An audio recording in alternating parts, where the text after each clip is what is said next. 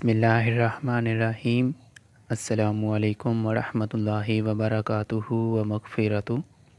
मेरा नाम हाफ़िज़ मोहम्मद अहमद अयूब है और आज का जो हमारा टॉपिक है स्टूडेंट्स, वो स्टोरेज डिवाइस क्या होती है, स्टोरेज डिवाइस की कौन कौन सी टाइप्स हो सकती हैं, और फिर प्राइमरी मेमोरी और सेकेंडरी मेमोरी या फिर मेमोरी और स्टोरेज का डिफरेंस क्या है। तो ये हमारा आज का सारा कंटेंट होगा जिसके ऊपर हमने डिस्कशन करनी है। तो सबसे पहले हम स्टोरेज डिवाइस की डेफिनेशन की तरफ चलते हैं। तो ये हम इसकी डेफिनेशन कहाँ से कहाँ तक करेंगे। Any computing hardware that is used for storing, porting and extracting data is called a storage device. हर वो कंप्यूटिंग हार्डवेयर या फिर कोई भी कंप्यूटिंग हार्डवेयर यानी कि हार्डवेयर कोई भी ऐसे फ़िज़िकल डिवाइस जो कि कंप्यूटर के अंदर इस्तेमाल की जाती है और उसका हम इस्तेमाल करते हैं स्टोर करने के लिए, पोर्टिंग यानी कि उसकी शिफ्टिंग करने के लिए, एंड एक्सट्रैक्टिंग यानी उसके अंदर से डेटा को हासिल करने के लिए, एक्सेस करने के लिए, is called a storage device. तो वो हमारी एक स्टोरेज डिवाइस कहलाती है।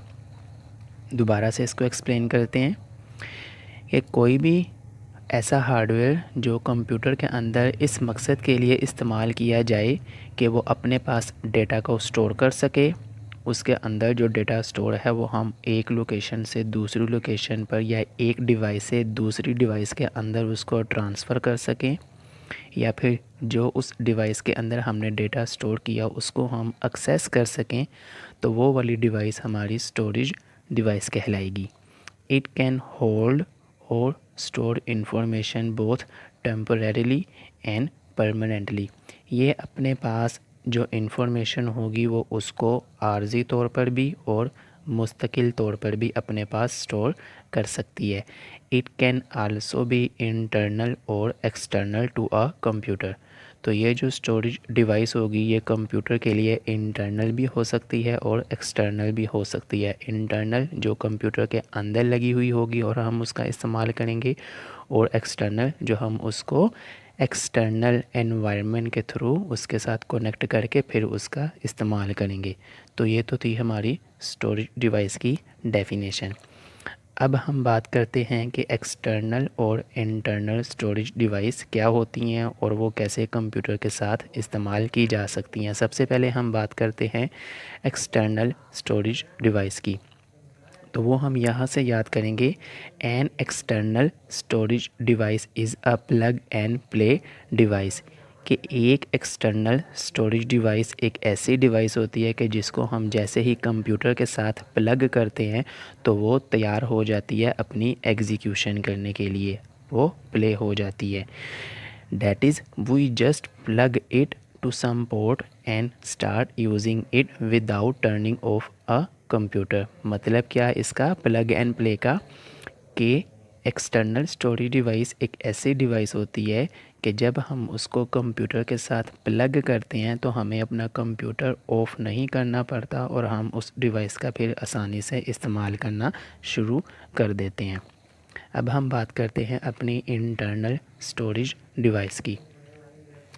To attach an internal storage device यानी हार्ड डिस्क और RAM, we need to turn off the computer. अगर हमने अपने कंप्यूटर के साथ इंटरनल स्टोरेज डिवाइस को कनेक्ट करना है तो हमें अपना कंप्यूटर ऑफ़ करना पड़ेगा। और इंटरनल स्टोरेज डिवाइस कौन कौन सी हो सकती हैं वो हमें यहाँ पर ही उसकी एग्जांपल बता दी गई, हार्ड डिस्क और रैम।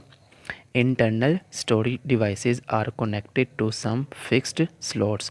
और जो फिर इंटरनल स्टोरेज डिवाइस होती हैं वो उन स्लॉट्स के साथ कनेक्ट की जाती हैं कि जो फिक्स्ड होती हैं, वो मूवेबल नहीं होती, उनको ट्रांसफ़र करना पॉसिबल ज़्यादा आसानी से नहीं होता। अब स्टोरेज डिवाइसेस की अगर हमसे एग्जांपल्स पूछ ली जाएँ तो वो हमारे लिए होंगी रैम, हार्ड डिस्क जो कि हमारे लिए इंटरनल स्टोरेज डिवाइस है, फिर इसके अलावा सीडी और यूएसबी फ्लैश ड्राइव्स एक्सेट्रा जो कि हमारी एक्सटर्नल स्टोरेज डिवाइसेस की एग्जांपल्स हैं। अब हम बात करते हैं प्राइमरी मेमोरी और सेकेंडरी मेमोरी का डिफरेंस या फिर मेमोरी और स्टोरेज का difference.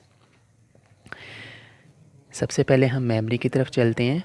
Place where an application loads its data during processing कि मेमोरी वहाँ पर प्लेस की जाती है, यानी मेमोरी का वहाँ पर इस्तेमाल होता है जब कोई भी एप्लीकेशन अपना डेटा लोड करती है अपनी प्रोसेसिंग के दौरान। जबकि storage usually the place where the data is stored for long और शॉर्ट टर्म कि स्टोरेज एक ऐसी जगह होती है जहाँ पर हम अपना डेटा स्टोर करते हैं मुख्तसर से वक़्त के लिए या फिर लंबे वक़्त के लिए। फिर मेमोरी टेम्परेरी स्टोरेज डिवाइस, ये एक टेम्परेरी स्टोरेज डिवाइस होती है, यानी कि आर्जी तौर पर अपने पास मेमोरी कंटेन करती है। और स्टोरेज परमानेंट स्टोरेज डिवाइस, और ये एक ऐसी डिवाइस होती है जो अपने पास डेटा परमानेंट स्टोर करती है काफ़ी लंबे अरसे के लिए। फिर मेमोरी लेसर इन साइज़, ये अपने साइज़ के लिहाज से छोटी होती है या इसकी स्पेस जो होती है अपने पास डेटा स्टोर करने की वो कम होती है।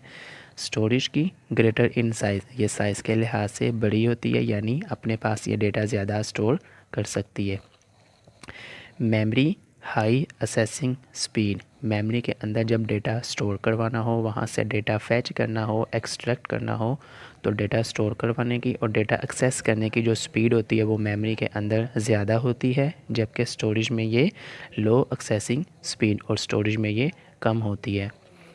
मेमोरी का अदर नेम क्या होता है? It is called primary memory, इसको हम प्राइमरी मेमोरी बोलते हैं। और स्टोरेज में हम इसे it is called secondary memory, और इसको हम सेकेंडरी मेमोरी का नाम देते हैं।